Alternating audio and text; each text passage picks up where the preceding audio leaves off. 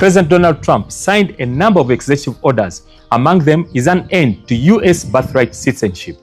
This happened yesterday, just after swearing in as America's 47th president.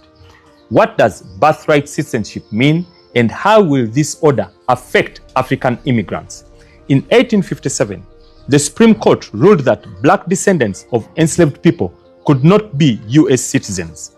Later on, after 10 years, the US ratified the 14th Amendment, and it reads, "All persons born or naturalized in the United States and subject to the jurisdiction thereof are citizens of the United States and of the state where they reside in." This went ahead to establish the modern basis for birthright citizenship in the United States.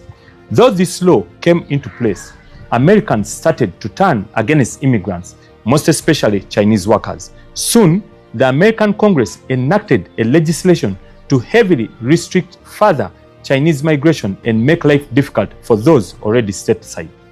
A young man by the name Wong King Ark, born in San Francisco to immigrant parents, went to China to visit his family. When he tried to re-enter the US, he wasn't allowed into the country. Based on allegations, he is not a US citizen.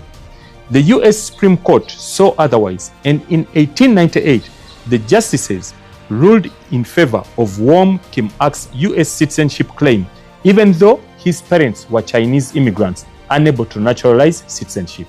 So, with all this background, Donald Trump's executive order on birthright citizenship tries to make it that children born in the US but without at least one parent who is a lawful permanent resident or US citizen are no longer automatically extended US citizenship.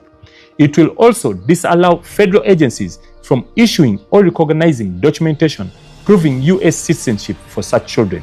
In summary, the executive order is targeting kids born to both unauthorized immigrants and people legally in the US on temporary basis.